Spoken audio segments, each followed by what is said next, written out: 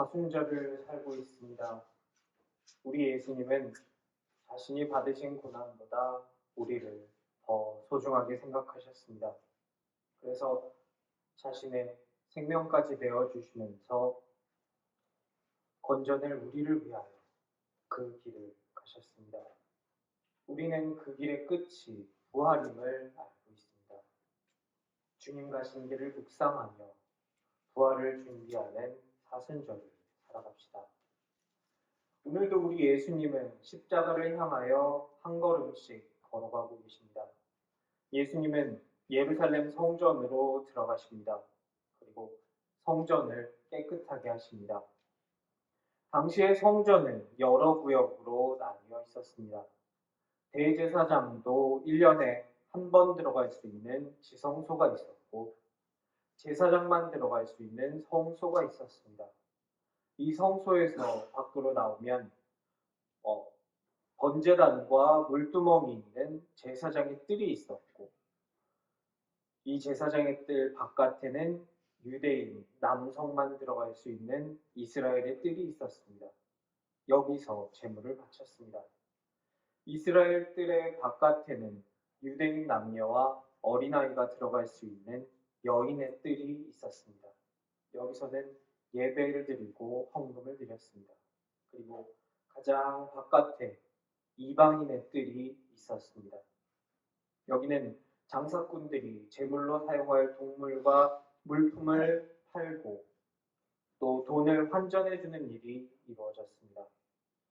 오늘 말씀 12절에서 예수님께서 내어 쫓고 둘러 엎으신 곳이 바로 이 이방인의 뜰입니다. 환전소가 성전 안에 왜 있었어야 했을까요? 당시에 이스라엘에서 통용되던 화폐는 그리스의 드라크마와 로마의 데나리온이었습니다. 드라크마의 앞면에는 아테네 여신의 모습이 새겨져 있었고, 뒷면에는 아테나의 부엉이 미네르바가 새겨져 있었습니다. 데나리온의 앞면에는 로마 황제의 모습이 새겨져 있었고, 그 뒷면에는 로마 황제를 상징하는 것이 새겨져 있었습니다. 이스라엘 사람은 십계명에 따라 어딘가에 새겨놓은 우상이나 형상을 만들 수 없었습니다. 그래서 그것이 새겨진 데나리온이나 드라크마는 하나님에게 드릴 수 없다라고 그들은 생각했습니다. 그랬기에 바깥에서 사용하는 돈을 성전에서 쓰는 돈으로 바꾸어주는 환전상이 존재했습니다. 이들이 적절하게 환전만 해주었다면 다행이었겠지만 이 환전은 사실상 독점 체제였습니다. 환전상은 공정하지 않은 높은 환율로 사람들에게 환전을 해주었고, 차익의 일부는 자기가 이 성전 안에서 환전 장사를 하게 해주는 성전의 대제사장들에게 뇌물로 바쳤을 것이라고 학자들은 추측합니다. 이방인의 뜰에는 제물로 사용할 동물을 파는 곳도 있었습니다. 사람들은 성전에 제사를 드리러 옵니다. 이 당시의 제물은 오늘날 우리가 지갑에 헌금을 준비해 오는 것처럼 이렇게 작고 가볍게 잘 넣어오기가 힘든 물품들이었습니다. 소, 양, 염소, 비둘기, 곡식 이런 것들이었기 때문입니다. 먼 곳에서 오느라 제물을 가지고 오지 못한 경우 이곳은 그런 사람들에게 참 유용한 곳이 됩니다. 적어도 처음 시작은 그러했습니다. 어떤 사람은 성전에 나올 때 자기가 제사로 드릴 제물을 가지고 오는 경우도 있었습니다. 그런데 이 제물을 검사하는 제사장들이 사람들이 가지고 온 제물에 트집을 잡습니다. 흠이 있어서 제물로 드리지 못한다고 저기 가서 검사 끝난 성전에서 파는 물건으로 다시 사오라고 이야기합니다. 사람들은 어쩔 수 없이 자기가 준비해온 제물을 옆에 묶어두고 이방인의 뜰로 나가서 거기에 있는 상점에서 제물을 사옵니다. 이것이 반복되면서 제물은 성전 앞에서 사는 것으로 굳어져 버리게 됩니다. 그리고 성전 안은 독점 시장이 됩니다. 성전 상점이 아니라 바깥에 다른 곳에서 사오면 인증받은 성전 안쪽 물건으로 다시 사오라고 합니다. 그 안쪽에서 파는 재물에는 폭리가 붙게 됩니다. 거기서 장사를 하려면 제사장의 가족이거나 친척이거나 고향 선배거나 학교 후배거나 아니면 제사장들에게 돈을 좀 주었거나 하는 식으로 그들만의 카르텔이 형성되게 됩니다. 폭리의 일부는 거기서 장사하는 그 사람들의 주머니로, 다른 일부는 거기서 장사하게 허락해준 제사장들의 주머니로 들어갑니다. 말라기 3장 1절에는 이런 말씀이 나옵니다. 만군의 여호와가 이르노라.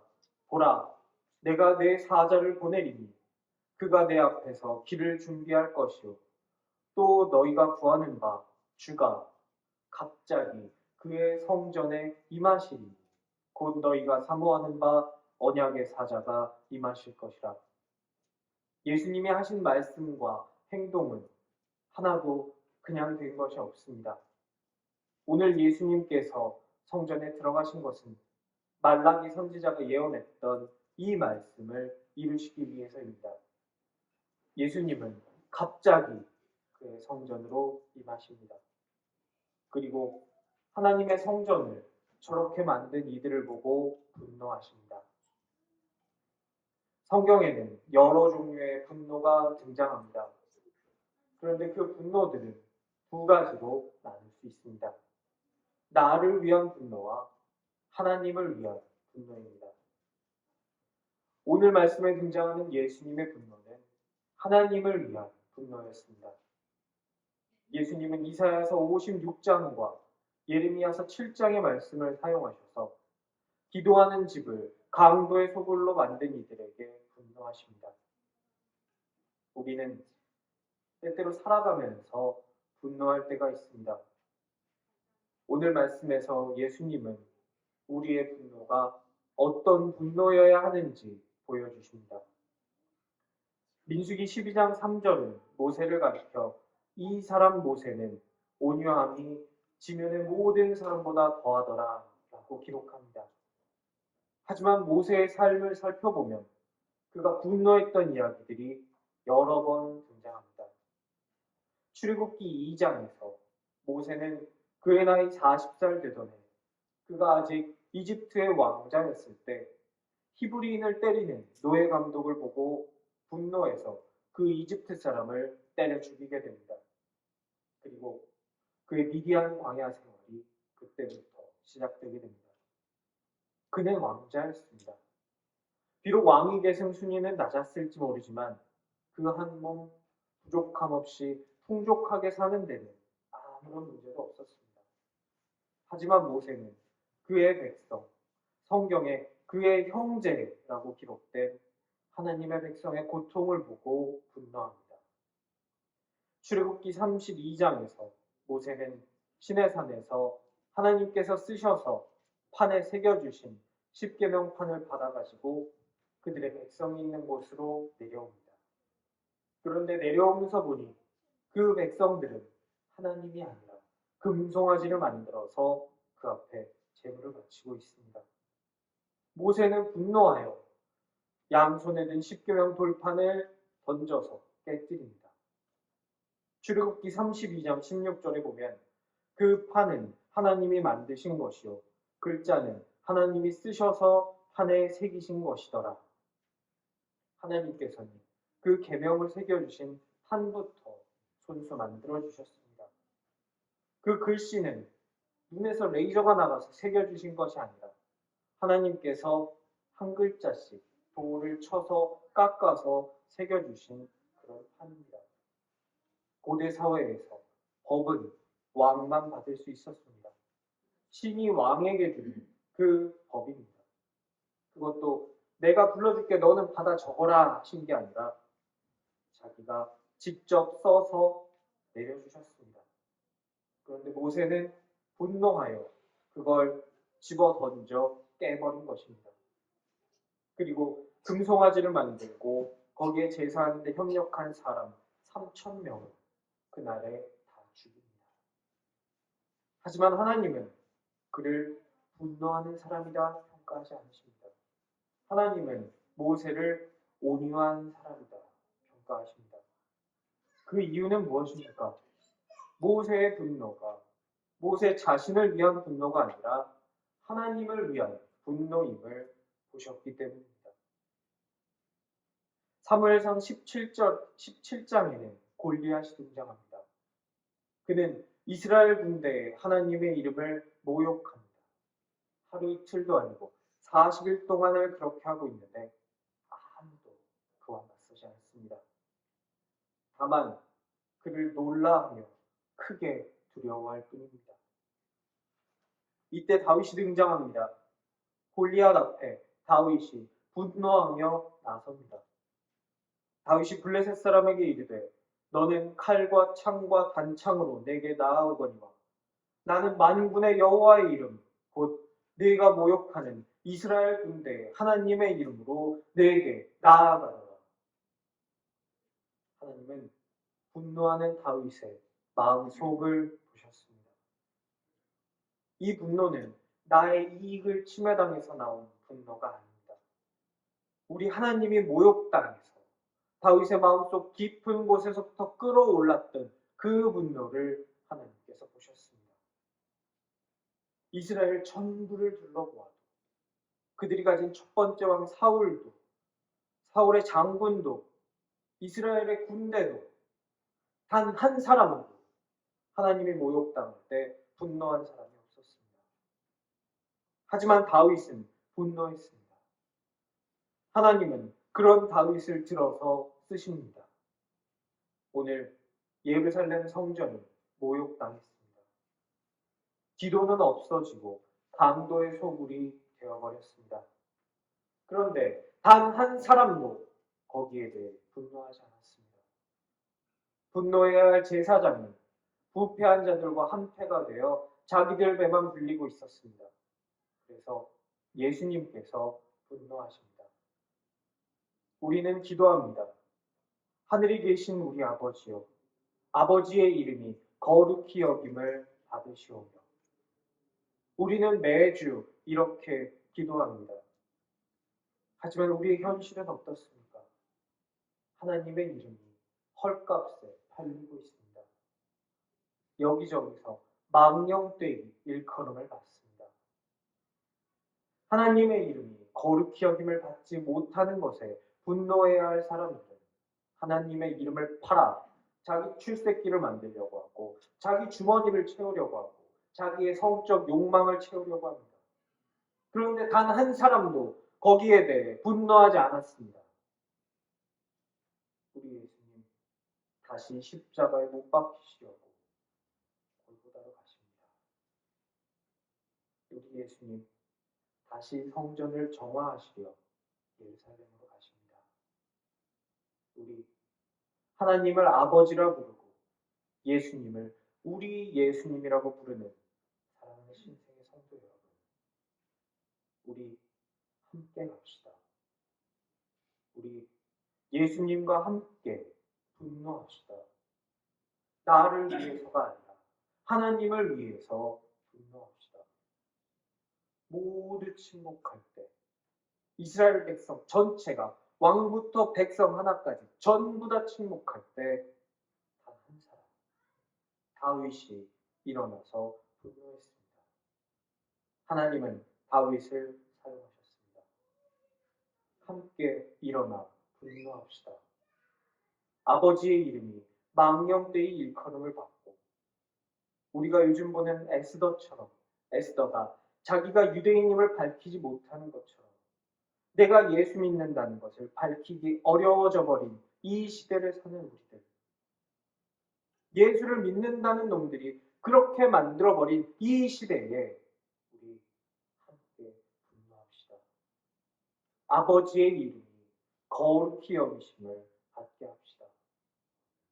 여호와 하나님께서 분노한 모세와 함께 하셨던 것처럼 분노한 다윗의 손을 붙잡아 이끌어 주셨던 것처럼 하나님께서는 우리와 함께 하실 것입니다.